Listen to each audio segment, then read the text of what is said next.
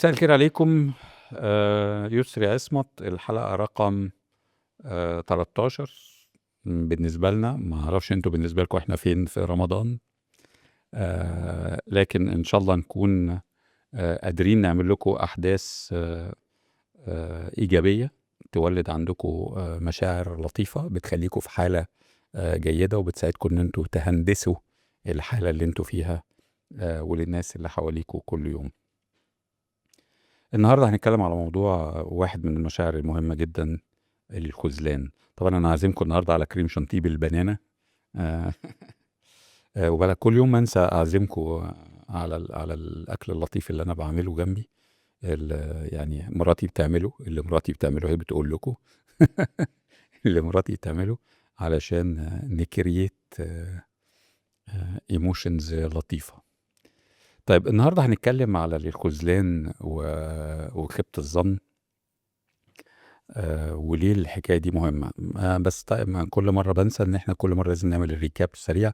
فاحنا كنا بنتكلم المرة اللي فاتت عن الوحدة، وازاي ان الجرس بتاع الوحدة، جرس الانذار بتاع الوحدة لما بيجي دايما للناس اللي قافلة نفسها على الباب. وارجوك اكتبوا لي في التعليقات اذا كنتوا شفتوا ده بيحصل ولا لا، ان كل الناس تشعر بالوحدة كأنها هي اللي بتعمل ده مع سبق الإصرار على والترصد، ودايما قافلة على نفسها الباب.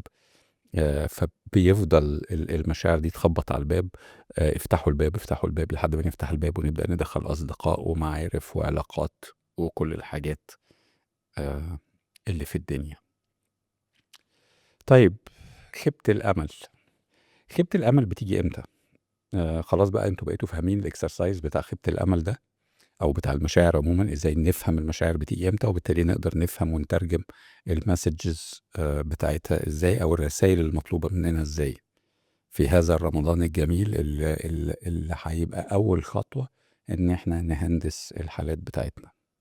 لما نبص على خيبة الظن، دايما بنقول إن إحنا خاب ظننا في شخص ما أو في حاجة معينة.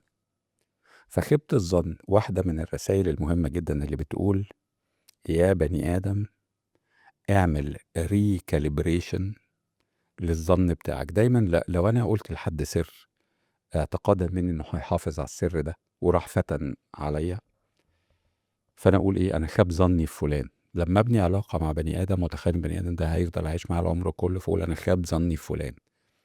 شوفوا اللفظ بيقول ايه: خاب ظني. مين اللي خاب؟ ظني. مين يا ولاد اللي خاب؟ ظني. طالما ظني انا اللي خاب، يبقى مين اللي لازم يصلح ظني؟ انا. فصلح ظني ازاي؟ بان اعيد تقييم ظني للشخص. احنا دايما نفترض لما اقول خاب ظني فلان ان فلان هو اللي غلطان. الحقيقه فلان ما غلطش، فلان عمل اللي شايف من وجهة نظره انه صح. كون ان انت ظنك كان تحت او فوق دي مش مشكلته هو، دي مشكلة حضرتك. فلو انت فضلت تعامل خيبة الظن على ان دي مشاكل ناس تانية، انا كنت متوقع من فلان فخايب ظني. طيب، هل انت بقى عدلت ظنك؟ لا، فرحت عند فلان تاني فبرضه خايب ظنك، فرحت عند موقف تاني فبرضه خاب ظنك. هيفضل ظنك يخيب لانك انت اللي ما بتعدلش ظنك بقى. ظنك بيخيب عندك انت، يبقى مين اللي لازم يعدل ظنه؟ انت يعدل ظنك.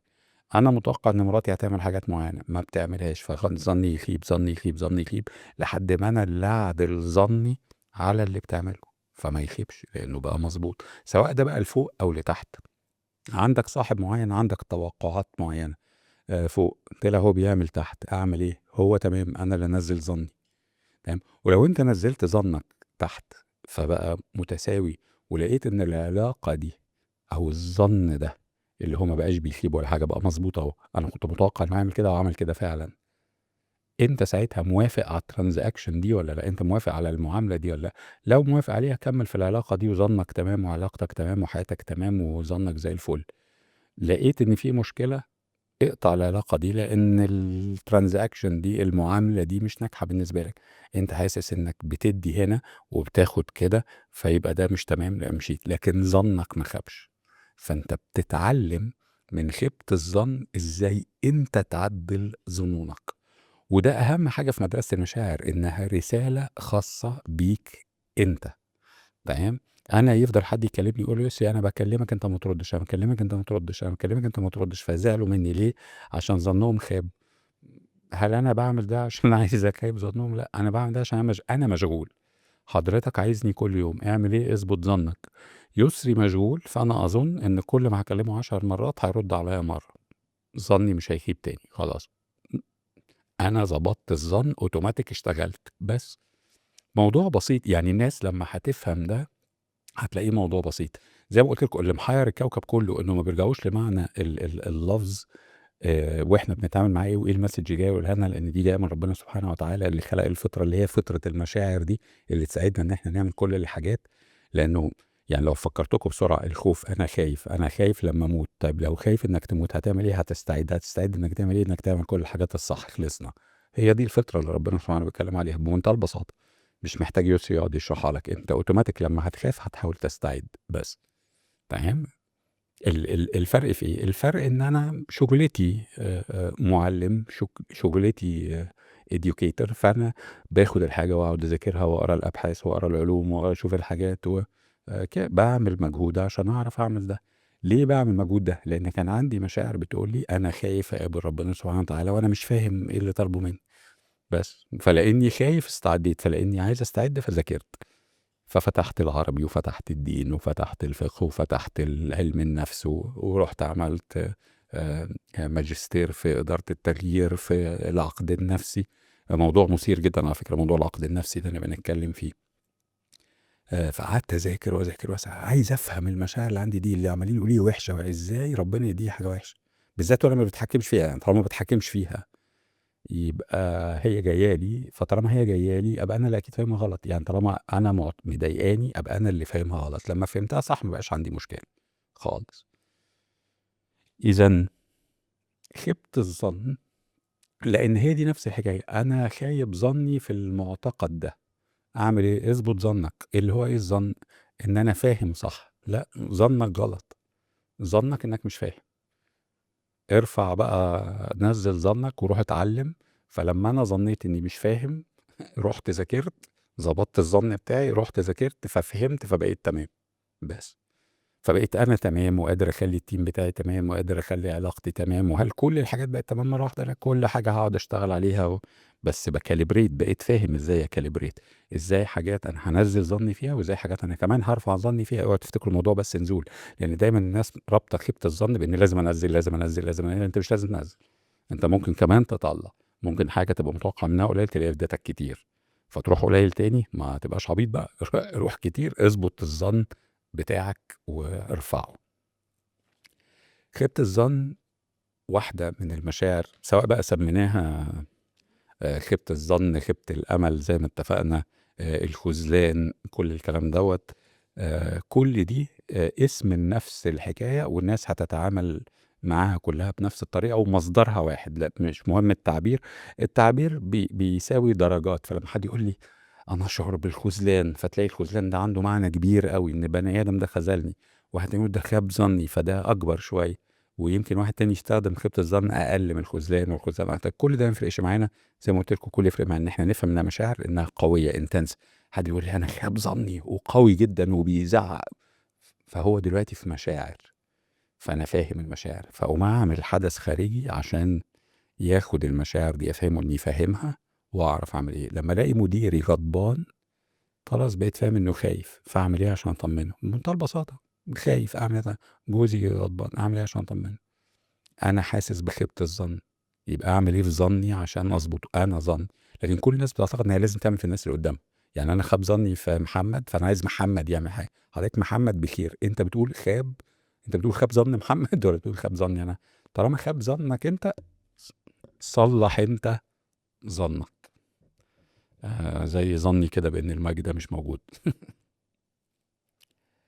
واضحة الفكرة يا شباب؟ إذًا خيبة الظن هي تعديل ظنك على حسب التوقعات. يعني اضبط توقعاتك، ما تزرعش شجرة مانجا هتطلّع لك مانجا بعد 7 سنين وأنت تظن إنها هتطلّع لك بعد سنة، فبعد سنة ما تطلعلكش حاجة، خاب ظنك. لأ، يبقى اضبط ظنك، اعرف إن دي مانجا 8 سنين طلعت فوق، السنة التانية، التالتة، الرابعة، الخامسة عادي ظنك بخير.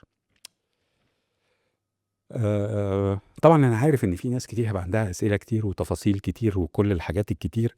أنا بس يعني السبب من الحلقات بتاعة رمضان دي حاجتين، واحد إني أكني بنشر البحث بتاعي بطريقة مختلفة. طبعا إحنا عاملين وايت بيبر، والوايت بيبر هننشرها كمان على لينكد إن، وزي ما كمان هننشرها في مجلتين من المجلات العلمية إن شاء الله.